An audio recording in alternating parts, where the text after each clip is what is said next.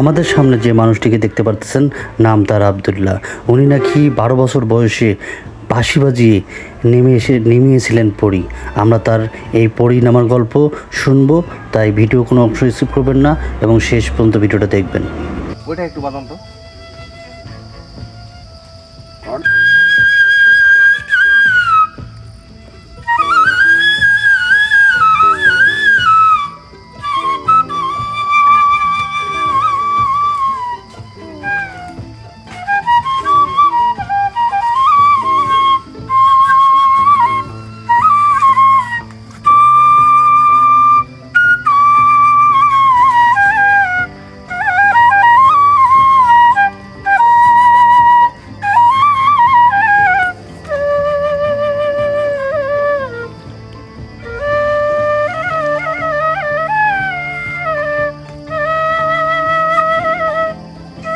দেখছিলেন মানুষ রূপে মানে একদম মেয়ে মানুষ, একদম মেয়ে মানুষ। একবারে মেয়ে মানুষ।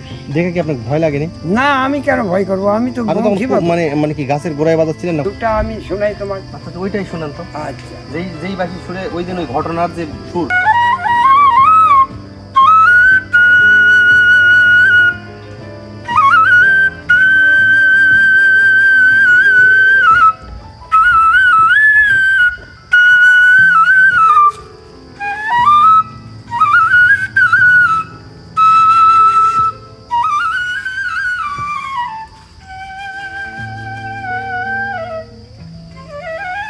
না আমি তো রাস্তাতে হেঁটে চলে আসছি বাজাতে বাজাতে বাজাতে বাজাতে। মানে জঙ্গলের ভিতর থেকে বাজাচ্ছিলেন? জঙ্গলের ভিতর দিয়ে আসতে হয় আমার। আচ্ছা, আস্তে আস্তে হঠাৎ দেখেন। হঠাৎ কি দেখতে পেলেন হঠাৎ? হঠাৎ মানে করো যে আমি গৃহস্থ বাড়ি থেকে কাম করে চলে যাই। হ্যাঁ, এটা কিন্তু পাতারের কথা হচ্ছে, এখানে জঙ্গলের কথা না। ওখানে যে জঙ্গলটা আছে সেটা হলো আমার গৃহস্থ বাড়ির পাশে একটা জঙ্গল। জঙ্গল। এই জঙ্গলের কথাটা আমি কই নেই।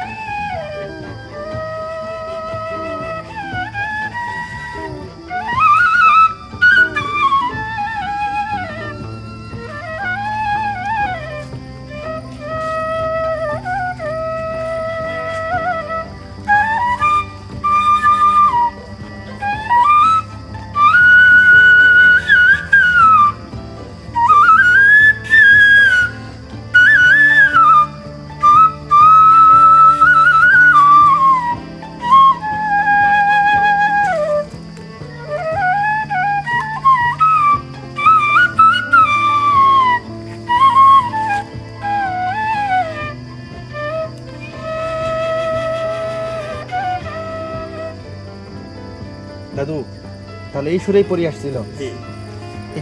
জি, আপনার বাঁশির সুরে যে পরিণাম ছিল ওটা কি মানুষ রূপে আপনি দেখছিলেন না অন্য কোনো এসে? না, মানুষ রূপে দেখছি আমি।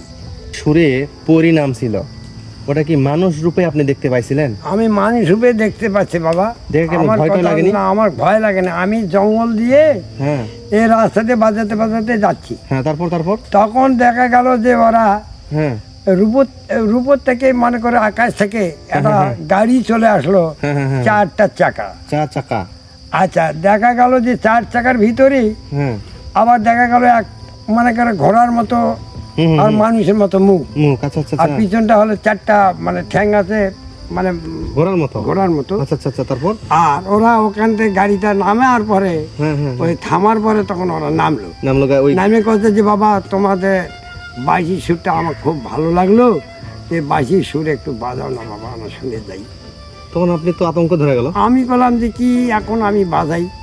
তখন তোমার যেটা মনে খুশি হয় সেটাই তুমি বাজাবো। ঠিক এখানেই এখানেই এই জঙ্গলেই? এই জঙ্গলেই আমার ওইটা কীর্তি হয়। বাপ রে বাপ, আপনি তো মানে ভয়ে তো প্রথমত লাগাতে হবে। না, ভয় এমন আমি করি নেই, যতই আমি কিছু করি না, আমার হাতে বাঁশি আছে।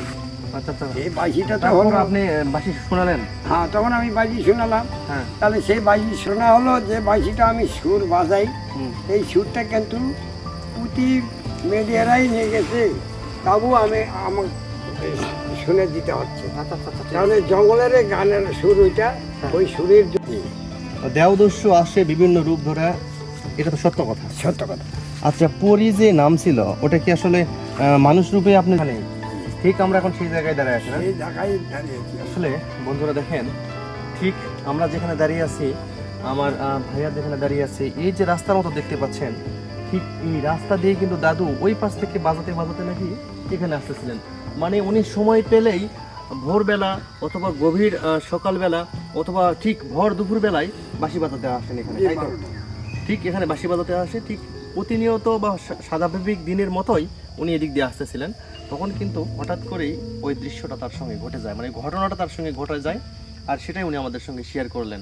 তো অবশ্যই যদি আমার ভিডিও আপনাদেরকে ভালো লেগে থাকে, দাদুর এই বাস্তব ঘটনা, উনি কিন্তু একদম রাজ সাক্ষী, জলের মতো দাঁড়িয়ে আছেন এখানে, একদম জ্যান্ত মানুষ।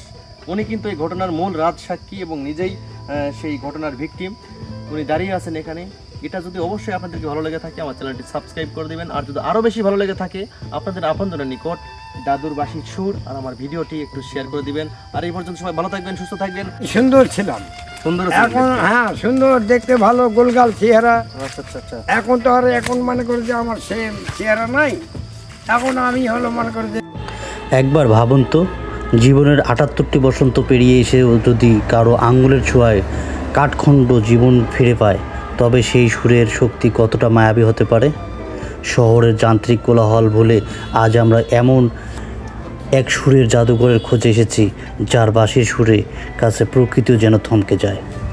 ইনি আবদুল্লাহ সাহেব, বয়স ৭৮ বছর। এই বয়সে যেখানে মানুষ বিশ্রামের অবসর খোঁজেন, সেখানে আবদুল্লাহ সুরের টানে ঘুরে বেড়ান গ্রামের এক প্রান্ত থেকে অন্য প্রান্তে। ছোটোবেলা থেকে বাঁশির প্রতি এই ভালোবাসা আজ আর শুধু শখ নয়, তার বেঁচে থাকার অক্সিজেন। তার কাছে বাঁশি কেবল একটি বাদ্যযন্ত্র নয়, এটি তার আত্মা, নিঃসঙ্গতার পরম বন্ধু। আবদুল্লাহ সাহেবের কোনো প্রাতিষ্ঠানিক শিক্ষা নেই, তার শিক্ষক কেবল এই প্রকৃতি আর মন থেকে উঠে আসা অনুভূতি। যখনই তিনি বাঁশিতে সুর তোলেন, চারপাশের বাতাসও যেন থমকে দাঁড়িয়ে সেই সুর শোনে। এই যান্ত্রিক জীবনে এমন খাঁটি আত্মিক শান্তি আর কোথায় পাবেন। আবদুল্লাহর মুখের প্রতিটা ভাঁজে ভাঁজে জমে আছে অসংখ্য বসন্ত পার করার গল্প। কিন্তু যখন এই বৃদ্ধ হাত দুটো একটা বাঁশি তুলে নেয়, তখন মনে হয় সময় যেন থমকে দাঁড়িয়েছে। ইনি আবদুল্লাহ, গ্রামের মানুষের কাছে যিনি পরিচিত সুরের জাদুঘর নামে পরিচিত। আবদুল্লাহ সাহেবের জীবনের হিসাবটা খুব সাধারণ, কোনো জাঁকজমক নেই কোনো বড় প্রাপ্তির গল্প। জীবনের নানা ঝড়ে প্রিয়জনেরা যখন একে একে দূরে সরে গেছে, ঠিক তখনই এক টুকরো বাঁশি তার হাত ধরিয়েছে। যখন কেউ শোনার ছিল না, তখন প্রকৃতি নিজের কথা শুনিয়েছেন এই বাঁশির সুর দিয়ে। তার কাছে বাঁশি কেবল কাঠখণ্ড নয়, এই জন্য তার হৃদয়ের জমে থাকা সব না বলার গল্প। কোনো বড় মঞ্চ নেই কোনো বড় একাডেমি বা ওস্তাদের তালিম, তবুও আবদুল্লাহ সুর সরাসরি মন ছুঁয়ে যায়। কারণ এই সুর কোনো কৃত্রিম হিসাব দিয়ে বাজানো হয় না, এই সুর উঠে আসে সরাসরি আত্মা থেকে। ৭৮ বছর বয়সেও তিনি প্রমাণ করে যান, ভালোবাসার কোনো বয়স হয় না, আর সুরের কোনো সীমানা থাকে না। আবদুল্লাহ সাহেবের এই নিঃশব্দ সুর কি আপনার হৃদয়ে একটু শান্তি এলে দিতে পারছে? যদি ওনার এই ভালোবাসাকে আপনার শ্রদ্ধা জানাতে ইচ্ছে করে, তবে ভিডিওটি একটি লাইক দিন, একটি কমেন্ট করুন এবং অনুভূতি লিখে জানান। এমন মাটির গল্প আরও দেখতে চ্যানেলটি সাবস্ক্রাইব করে আমাদের সাথে থাকুন। আবদুল্লাহর মতো আরও এক গুণী শিল্পীর শুরুতে আমার এই চ্যানেলটিকে লাইক, কমেন্ট এবং সাবস্ক্রাইব করে থাকুন। আবারও দেখা হবে দাদুর সঙ্গে নতুন আরও একটি ভিডিও নিয়ে অন্য কোনো স্থানে। আমার এই ভিডিওটা দেখে যদি আপনাদের ভালো লেগে থাকে, তাহলে আমার চ্যানেলটিকে লাইক, কমেন্ট এবং সাবস্ক্রাইব করে পাশে থাকবেন। Thanks for watching. আল্লাহ হাফেজ।